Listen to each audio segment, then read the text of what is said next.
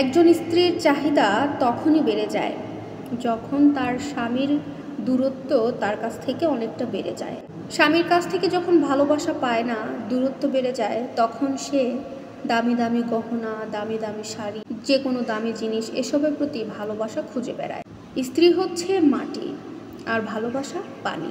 আপনি এই মাটি আর পানিকে মিশিয়ে একসাথে ইচ্ছামতো একটা আকৃতি দিতে পারেন।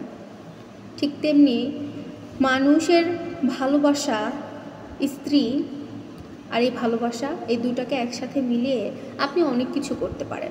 আপনার স্ত্রী আপনার কাছে কখনোই দামি দামি জিনিস চাইবে না।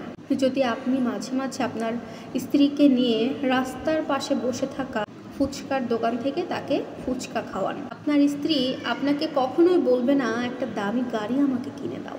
যদি আপনি মাঝে মধ্যে একটা হুড়তোলা রিকশায় তাকে নিয়ে ঘুরতে যান, আপনার পুরো সংসারের কাজ একা করার পরেও আপনার স্ত্রী কখনো বলবে না আমার কষ্ট হচ্ছে, আমি বিরক্ত হয়ে গেছি।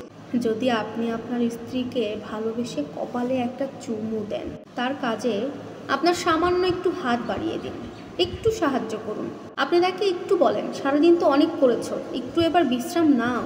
সত্যি কথা কি জানেন, একটা মানুষের মধ্যে যে ভালোবাসা থাকে, এই ভালোবাসাটা শুধু দামি দামি জিনিসের মধ্যে থাকে না।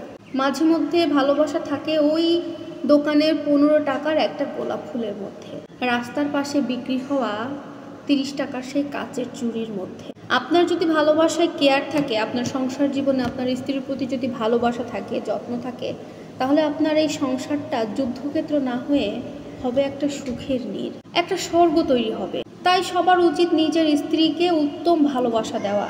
আপনি আপনার স্ত্রীকে সময় না দিয়ে শুধু দিনের পর দিন টাকা দিয়ে যাচ্ছেন, তাকে ব্যস্ত রাখার চেষ্টা করছেন অন্য কোনো উপায়ে, এমন করলে আপনি আপনার স্ত্রীর কাছ থেকে অনেক দূরে চলে যাবেন।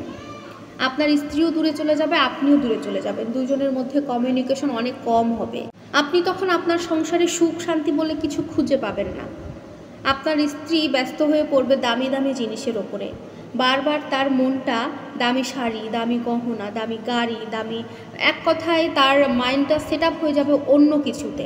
আপনি স্বামীর প্রতি তার কোনো দায় দায়িত্ব, কর্তব্য, ভালোবাসা কিছুই থাকবে না, কারণ আপনাদের মধ্যে দূরত্ব সৃষ্টি হয়ে। তাই সবসময় স্ত্রীকে দামি জিনিস, টাকা পয়সা এগুলো ধরিয়ে দিয়ে আপনি দূরে সরে যাবেন না কাজের দোহাই দিয়ে। আপনি যতই কাজ করেন, একটা সময় অন্তত স্ত্রীকে দেন, একটা সময় তাকে নিয়ে বাইরে যান, একটা সময় তার সাথে বসে খাবার খান। আপনাদের বন্ডিংটা যেন কখনো নষ্ট না হয়, সেইভাবে আপনাদেরকে চলতে হবে। তবে না আপনাদের জীবনটা সুখের হবে।